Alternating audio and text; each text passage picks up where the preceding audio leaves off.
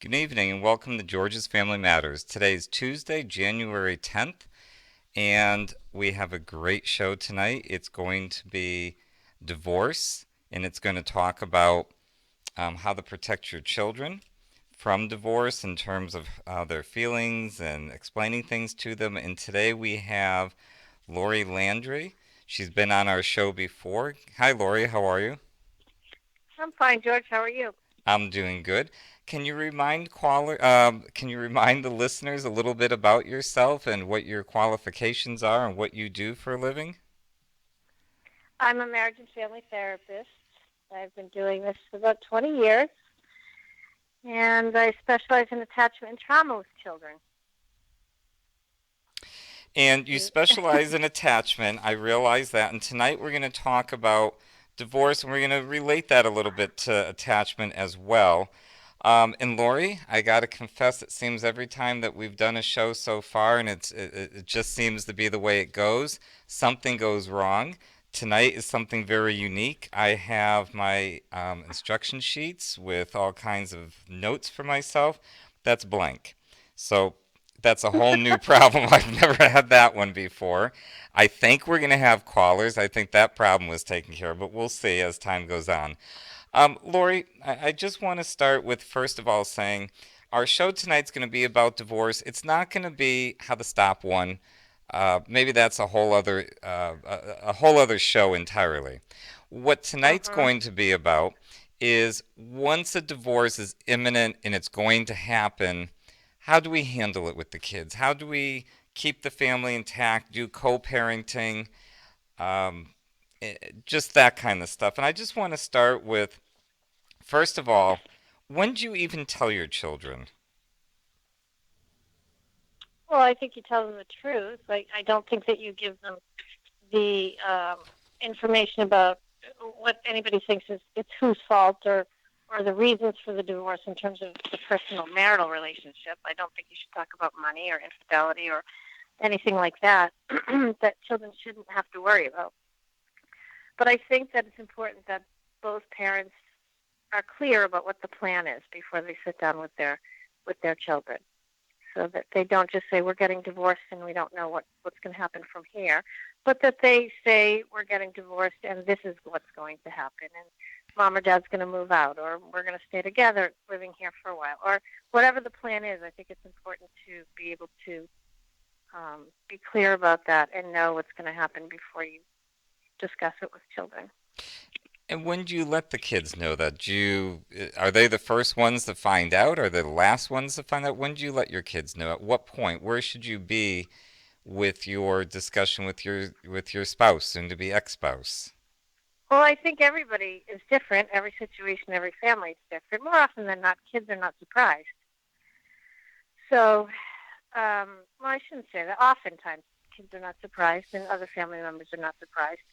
And that's not a clear cut. You should tell your kids when kind of question. It depends on the specific family situation. Every family is unique. So, oftentimes, extended family members, adults, know before the children do. Mm-hmm. You feel most of the time children know that it's coming? I think that children have a lot of insight, and they have um, a sense of when things are not right in a family. They certainly know when change occurs. They know when parents are not happy. I think if you do talk about attachment, those children that are attached to their parents know when their parents are sad. They know when their parents are under um, stress. They know when their parents are not happy with each other, and they notice changes. And um, so lots of times kids know that there's something wrong. I don't think any kids. I don't think it's often that kids wish for it to happen, unless it's going to provide some type of relief of some sort. If the marriage is posing a threat, physical or um, safety wise, or something like that. But but I do think that kids have a sixth sense um, to these kinds of problems in families. And who should tell them? Both parents should be sitting down with Both them? parents. Both. In an ideal situation, yes, that would be the best situation. And how do the parents explain that their love will always continue? Because kids have a lot of fears around it. So how do you explain to them that the love part is not going to change for them? Well, again, I think it's about the parents' relationship with the children. I think that um, kids who are loved from the beginning, they know that their parents, it's impossible for their parents not to love them. So I think it's more about safety. Kids worry about their own safety. What if there's going to be enough money? What house are they going to live in? Are they going to stay in their own house? Are they going to move to a smaller house? Are they going to have food? Are they going to stay in the same school? That kind of thing. That's what kids, I think, worry the most about. So the I think if kids are, go ahead. oh no, finish. I think that if kids are loved from the beginning and they're very secure in that, I don't think that they question, um, you know, whether they're. I don't think that divorce makes them question whether they're loved or not. I think it makes them maybe scared about going forward if their parents will still love them. But I don't think that they, if they feel love from the very beginning, I don't think that they question it during divorce. Okay. And you touched base on some of their fears and feelings. Let's go into that a little bit Mm-hmm. more. Their fears, there's going to be a lot of fears. What are other fears that kids go through during a divorce? Well, if there's a parent, they um, although ideally I don't think it's good for parents to say, who's leaving who, but kids know when when a parent is being left, and I think they get afraid for the parent who's being left. They get afraid for that parent's sadness and grief. Um, for the parent who doesn't want a divorce, for example. Um, they are afraid for the parent who's leaving, and if that parent is still going to come and see them and have access to them, and you know be as active in their life as they have been as a parent living with them.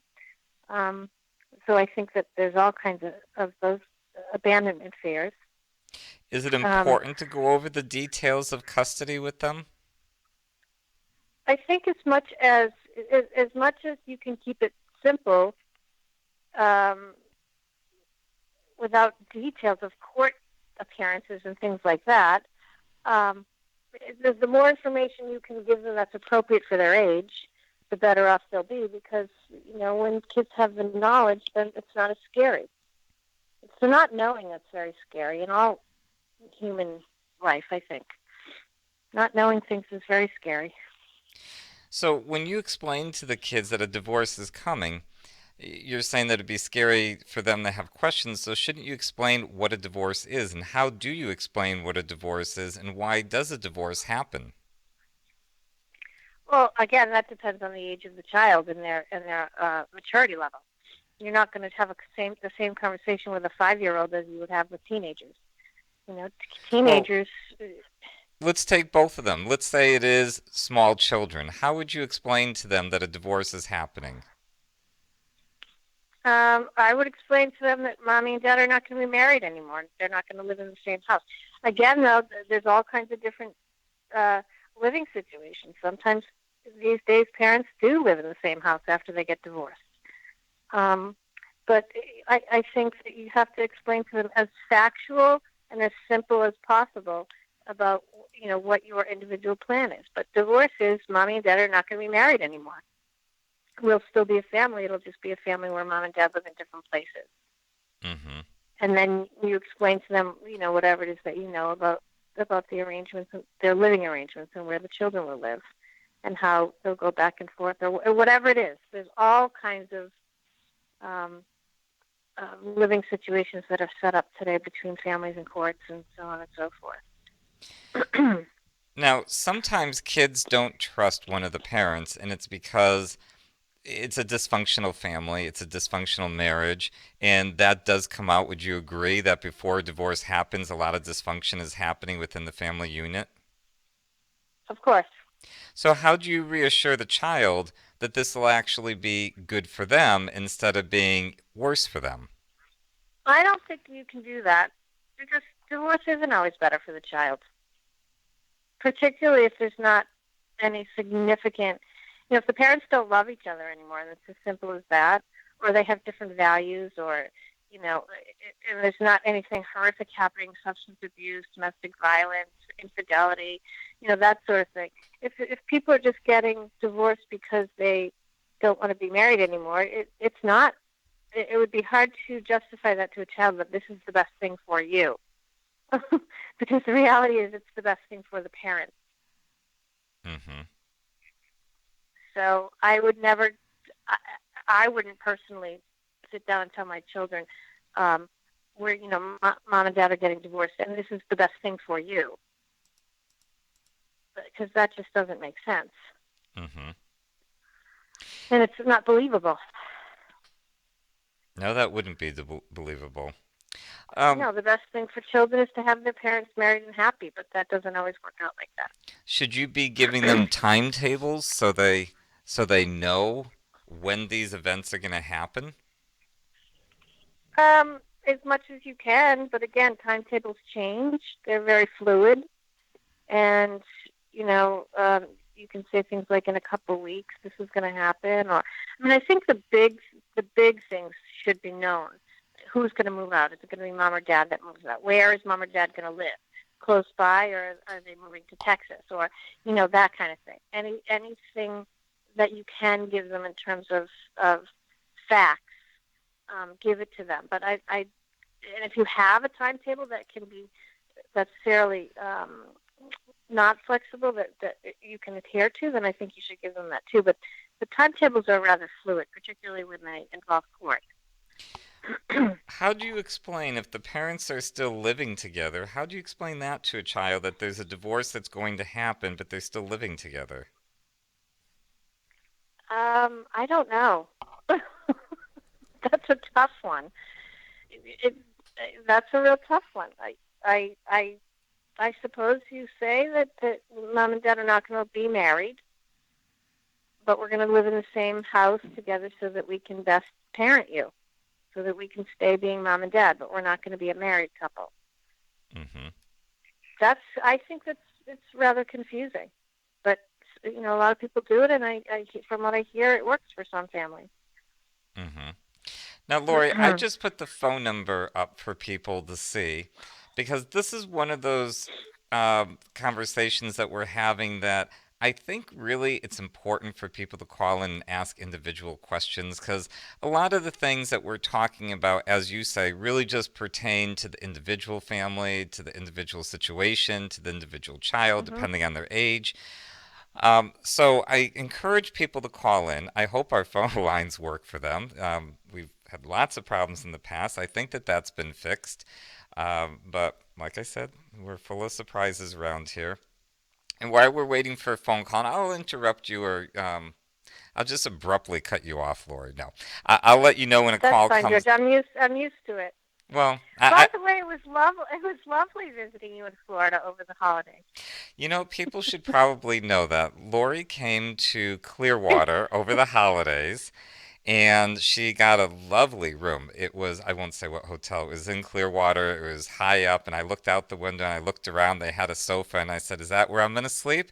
And she says, "Oh, definitely not," and sent me on my way. I tried, though, and we had a nice dinner. What was the name of the restaurant we went to? Oh, I can't remember. Well, it was nice visiting you. It was nice hearing about all the snow and the Oh. sub-freezing temperatures that you have there in Connecticut. That was all nice to hear about. And it was nice to be able Mm-hmm. to remind you that we're in Florida and that kind of stuff just doesn't happen. And I'm sorry for all the people that are up north, but yes, that's one thing that I gotta say. Many things in my life have been very tough to deal with over the last few years. This is easy for me to deal with living in Florida. Lori, let's get to real ugly, ugly, ugly situation. Substance abuse and domestic violence. What happens when that is the cause of the divorce? That you have a parent that has substance abuse or there's domestic violence going on. Do you handle it differently with the kids? Do you address that? Do you just sweep it under the rug and pretend it's not going on? Well, with the substance abuse, it depends on the health of the person who's been using the substances. Are they getting help? Are they getting well? Are they working? Or are they still sick? And so you would have to, have a conversation with the children about that, and then about, including um, the person who is sick, and again, with both parents, as long as that's possible. With domestic violence, that's a whole different uh, thing. I don't have a whole lot of experience with that. I don't treat kids from divorced families very often anyway, as a whole. But the domestic violence piece, I really don't have a whole lot of experience with. But I would imagine that safety is the number one um, issue with those cases. I think with all cases, kids, with all kids at all times, safety is the number one priority. But obviously, kids who are coming from families where there's been domestic violence, they are on a heightened anxiety level because of what they're living with. And so it would be the task of all the adults involved to make the child feel as safe as possible. Um, and that would be a case where parents separating is in the best interest of the child. And the child probably knows that and welcomes that if it's a domestic violence situation. Now, safety is a big thing. What things are covered Huge. under safety? Emotional safety, physical safety. Should a child be, now I'm asking the therapist, should a child be in therapy when parents are getting a divorce? Again, it depends on the support system that's in place for the child. If the child has really good supportive adults and extended family and school and friends, and I don't advocate that all children or all people need therapy during all stressors of their lives. Certainly, therapy can help out, but if things are going smooth and the child seems to be acclimating and managing the life circumstance rather well, then I don't think therapy is always indicated. So it depends. And if there's substance abuse or domestic violence, I'm assuming that the parents should be in therapy, correct? Of some type. Well, I would imagine that would be part of their treatment plan, sure. And should the And child, oh, go ahead. in that case, therapy I think is indicated for children to gain an understanding. For and we keep or you keep George lumping substance abuse and domestic violence in one. It's not always together. I think that people who are addicts are sick people, and people who are domestically or who are violent are violent. So it's two different things. So if if you have a substance abuser as a parent or a parent who uses substances, they need help as opposed to punishment. And so the child, I think therapy can help a child kind of understand some of those dynamics. Hmm. And that I don't think any parent really um, chooses to harm their child or neglect their child or escape from their child with substances or domestic violence. But I think that children it's helpful for children to get into some type of therapy so that they can better make sense of their parents' illness. Hmm. Lori, I'm going to just interrupt you for 1 second. I'm going to put our phone number up there again. It's 202-999-4699. That's 202-999-4699. I'd also like to remind people that if you're watching this show in a year from now, 3 years from now, next week, tomorrow morning, doesn't matter, you can email us. There's a link on our website where you went on, hopefully, to watch our show. There's a few different places at this point where you can watch the show from. But if you go to www.georgesfamilymatters.org and you go to Talk Show Live, you'll see that there's a button there where you can ask questions, make comments, all kinds of things. You can ask your questions. We will get an answer to you. But I put the phone number up there again. I'm going to ask for a prank caller because no calls are coming in. So anybody, if you just want to call and tell us a joke, anything you want to tell us, if you want to call and laugh and then hang up, that's fine. Just as long as you tell me that you can hear me because we're not getting any calls and we've had so many problems with the phones in the past. I'd really like to just check it out.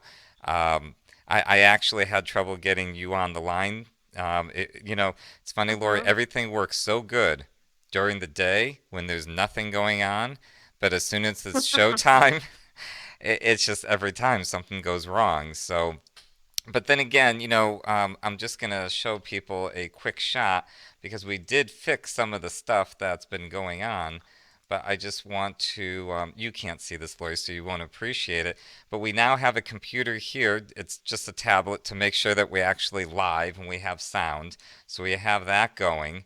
I have this computer here, which takes care of all of the photos that we're showing, all the shots with everyone. Over here, we have our little MP3 player, and that's for that little jingle that you hear at the beginning and end.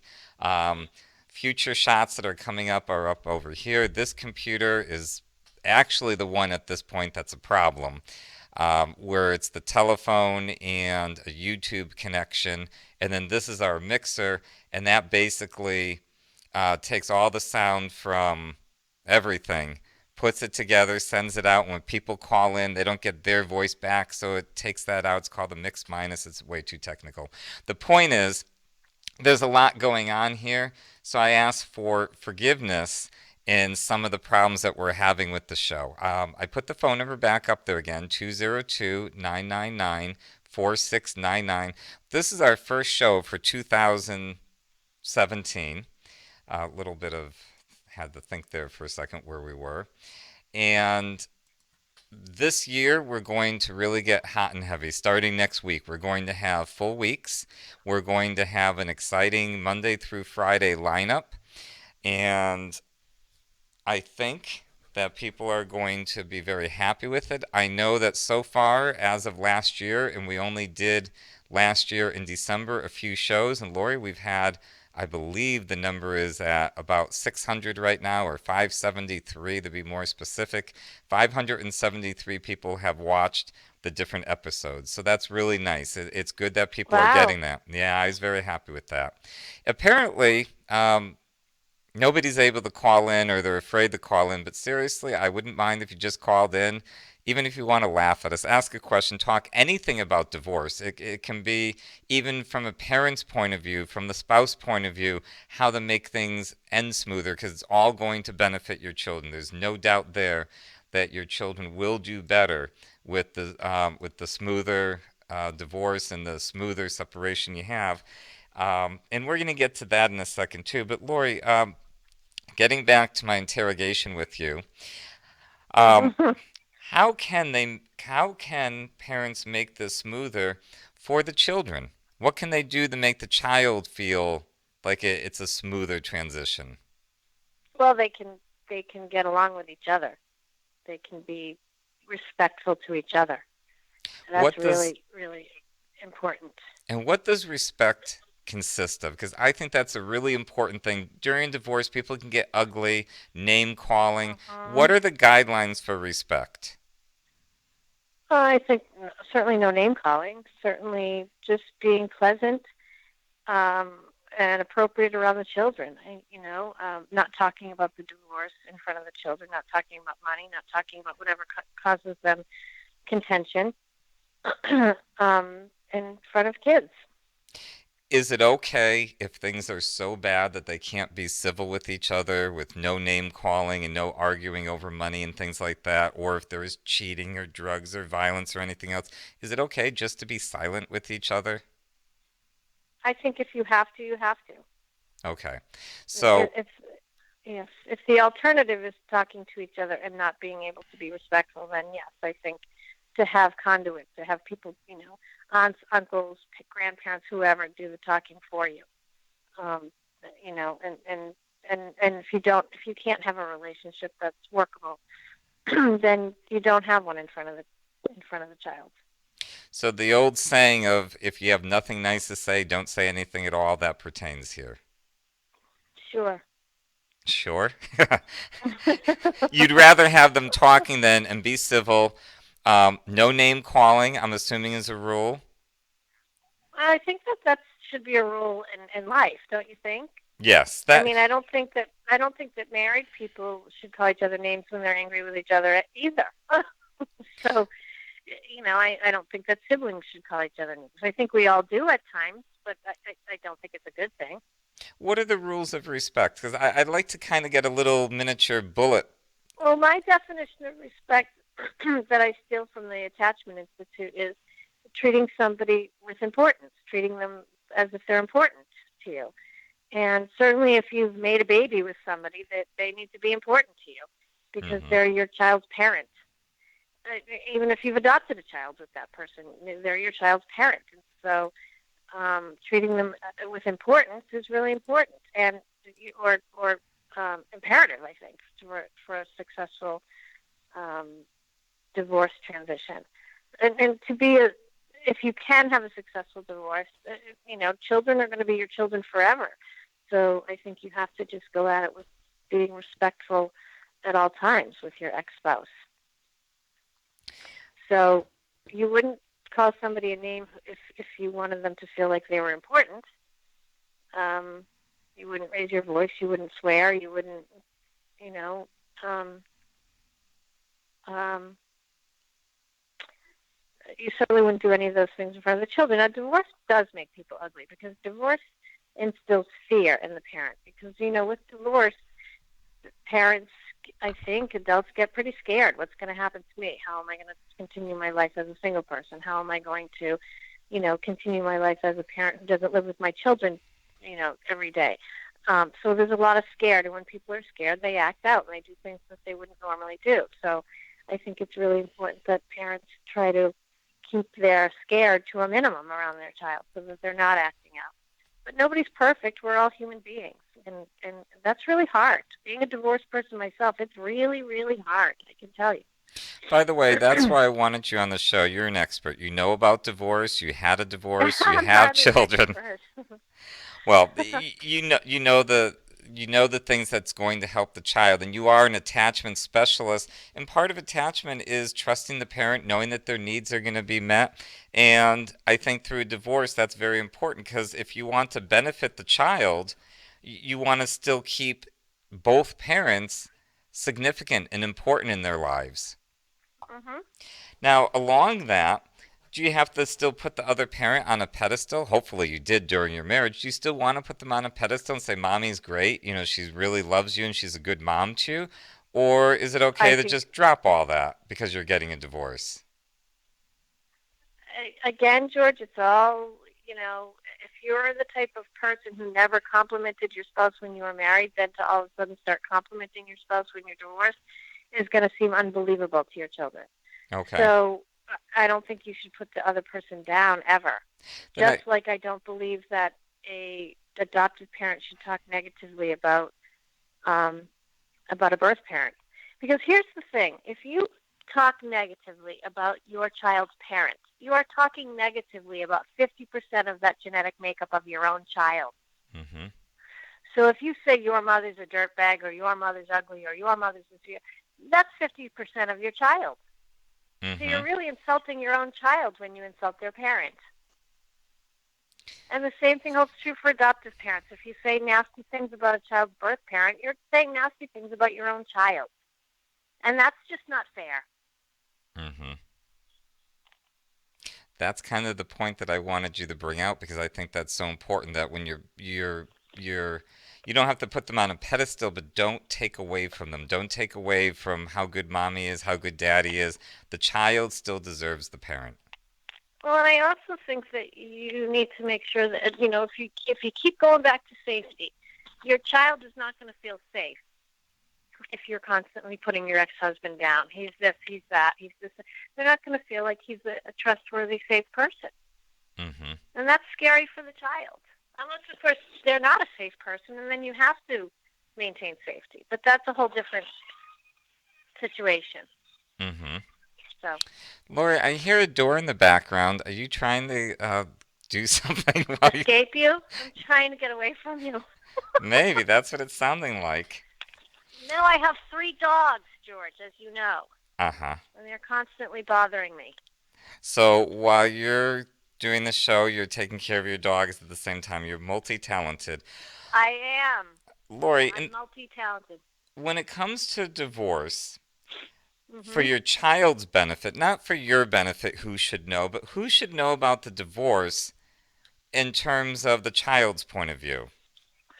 But it seems to me that any adult, any trustworthy adult in your child's life should know what's going on.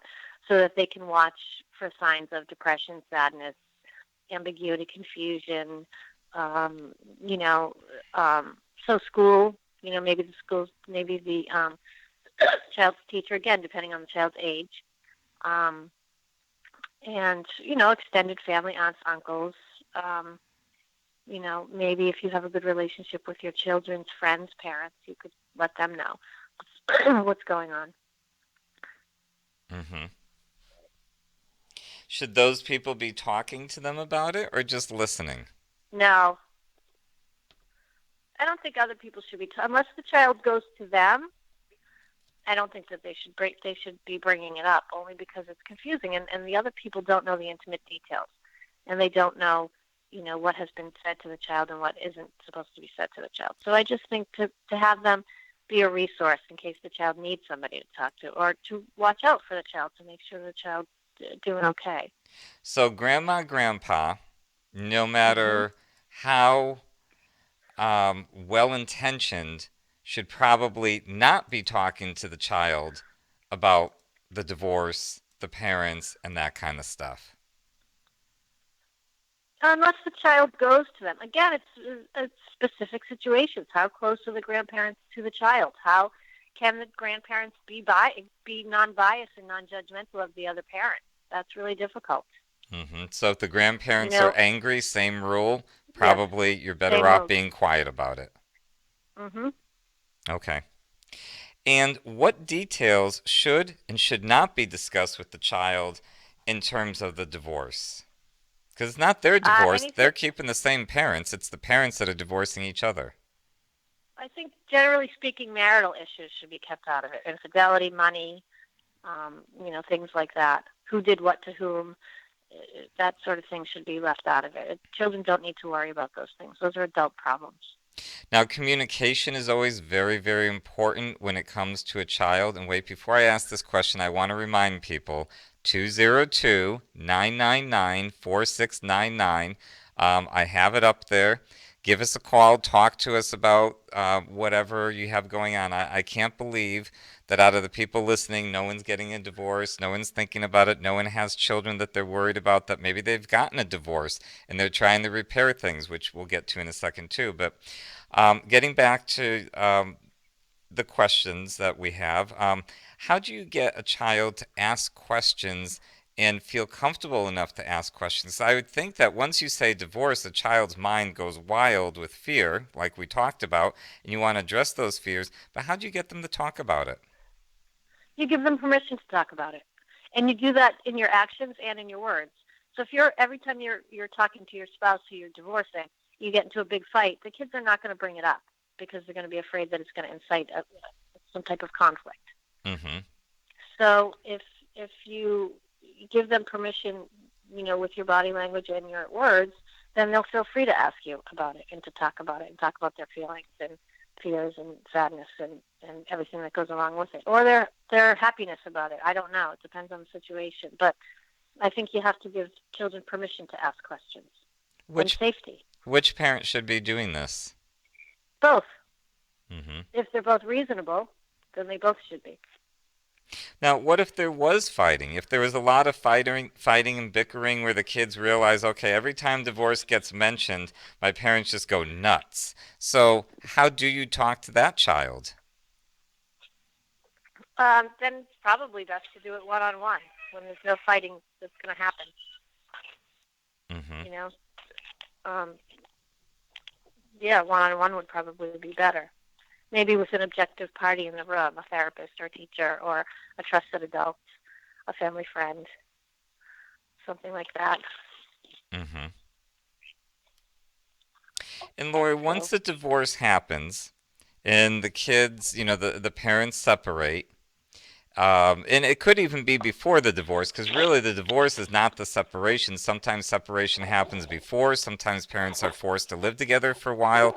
But once the actual separation of the parents, where the child's living in one home, and I'm assuming, by the way, part of that is you've told the child already, okay, this is where you're going to live, I'm going to see you this often, that kind of stuff, very important. oh, sure, open communication about that stuff is really important Okay, all so the time. once you go over that kind of stuff with them, now it really happens. Hmm. What should you be doing at that point? Just let it happen and go about life as normal? Do you just never talk about it again? Or how do you handle that with a child? I think you give the child permission to ask about it. And if you notice that your child might be wondering but isn't asking, you can subtly say things like um, offering your sadness. But if the parent does that, it also has to be in a way that the child understands that the parent's going to be okay. That the parent might be sad, and that divorce is a very sad thing because it is. But also that the parent's going to be okay, and that the family is going to be okay, and most of all, that the child is going to be okay. Mm-hmm. So.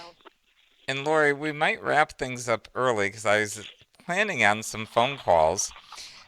We do have a couple other questions for you, but I just want to remind people one more time if you want to call with questions, I'm going to put the phone number probably as big as I possibly can, just to let people know.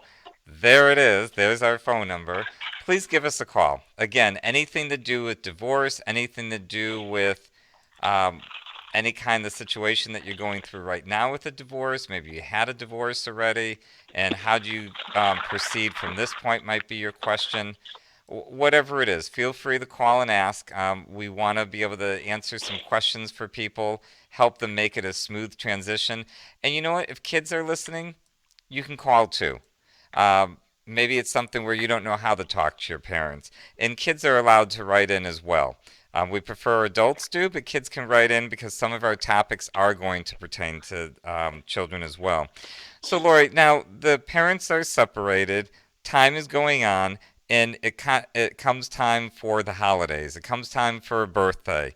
And I know that these things normally get prearranged, but children aren't always too happy with it. And I hear a lot of times that kids later will say, gee, I really wanted to go to my mom's for that, or I wanted to go to my dad's for that, but it wasn't their weekend.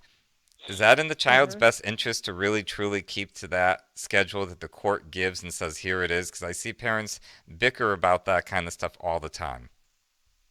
Well, I think it depends on the circumstance. It depends on the distance that the parents live from each other. So, if if they live far away from each other, it's not always possible um, to be flexible. Um, so, if the parents live close together, it would be, I think, in the best interest of the child to be fairly fluid, so that the child can decide, back and forth. But that's not always possible, particularly in the beginning Mm-hmm. stages. So, I think you have to look at what's in the best interest of the family, the entire family, everybody in it. And it gets very complicated. Things can get very complicated. And So what's the biggest favor you can do for your kids in terms of once the divorce is finalized and life is going about? What's the biggest favor you can do for them in terms of helping them through all this and being a well, what are the best things that you can do to help the child long term? I think get along with your spouse, your ex-spouse. Mm-hmm. Be as cordial as you possibly can. That will be always in the best interest of your child. Does that go back to pertaining to what you were saying that if you say your mommy's a piece of something or your daddy's a Mhm. rotten something, um, that's insulting the child as well? Mhm. Mm. Also, it keeps the peace. It doesn't. It makes the child understand and know that when their parents are together, there's not going to be a big fight. Mm-hmm. That they can have their parents in the same room and it's going to be okay. It's not always easy. I can tell you that from firsthand experience. It's not always easy, and it doesn't always get. It's not always a successful plan. But if you have that in your goal, then that is definitely in the best interest of your child. And Lori, my last question to you is if a child is having issues and they're not talking about it and the parents sense it or they don't sense it and the child, maybe there's kids that are teenagers listening to my show, I'm sure they are. If they are, prank call us so we know our phones are working. But anyways, Yeah, I really want to see it if it, well, we're going to do some testing tomorrow, but I'd love to see if the phones are working. But Lori, if a child feels that they have questions but they're afraid to ask the parents, or the parents sense that the kids are having questions but just not asking, who are safe people for the children to go talk to if they don't have Teachers, a therapist? teachers, Why teachers? because they're safe people, and the teacher, is going to do the right thing and listen to the child and call the parent and let the parent know, and then the parent can then decide what to do. But children, 90% of children go to school, right? So if they're in school, they and they spend a lot of time in school. So if they mention it to their teacher and talk to their teacher about it, then the teacher can make arrangements or let the parent know that the kid is struggling. Hmm. So yeah. So, but any trusted adult would be a good person for the child to talk to. And is it safe to say the child is best off talking to somebody rather than keeping these questions to themselves and wondering? Yes, I believe so. Yes. Okay. Well, Lori, I thank you very much for being on the show tonight. I hope that you were a big help to many people. I feel you were. We have an exciting guest going to be on Thursday. Thursday is always going to be Carlos Herraz, at least for now, if he keeps up with the with his great answers, his great comments. He's really been doing a great job. And this is going to be a very special show because Sophia, his daughter, is due, I'm looking at the date, tomorrow, Wednesday. So by Thursday night, we will be able to talk to him all about that. He's going to talk about being a new father. We're going to have a lot of interrogative type, interrogative, Well, George, just because she's due tomorrow doesn't mean she's going to have the baby. yeah, she is, Lori. She's going to cooperate. I even called a few times yesterday and today and reminded her that tomorrow's the day, and I'm very excited. So we are doing tomorrow. It's in the schedule, so it's going to happen. And if it doesn't, I guess we'll wait another day or two. But we're still going to talk to Carlos about it. Um, any young parents that are out there should be watching. We're going to go over some really important things for new parents, for young parents. Carlos is very young. He's 24. His fiance is 20. That's fairly young. I know that sometimes they don't think so, but that is. Those are very young adults. They need a lot of help from the community, so we're going to talk about a lot of things there. So it should be a very interesting show. I hope that people join in for that. I wish I had some notes so I know if there's anything else I should be talking about. Lori, I got to say it felt very comfortable winging it today because honestly, I don't know what happened with my computer notes and everything and my instructions for times and everything else, but it felt good kind of not having that. I'm sure that that'll get fixed. But I hope that everybody got something out of tonight. I hope that everybody feels comfortable with calling in the future. I think that our little policy of writing in might be very helpful because I have a feeling that tonight was not a matter of because we have people watching. I can tell by the counters because we have Facebook streaming, we have YouTube and a couple other sites. So I know that people are watching. I'm just assuming something's wrong with the phone because I asked enough time. But write in. You can write in at any time. We'd be happy to answer those questions for you and help you with whatever you have. And take a look at George's Families Matter, georgesfamilymatters.org. There's a lot of really good resources there. And if you don't see something that you need or you just want to call, I can help direct you to it. I have a lot of things that have not been on there. We really need to get our website redone eventually. So we haven't done a lot of extra posting on it lately. We will, but we're really trying to get a new website done. So thank you for watching George's Family Matters Live, and we hope that you're going to tune in this coming Thursday, which will be the 12th. And we'll see you then, and hopefully have some questions, and our phones should be working by then as well. Good night, everyone.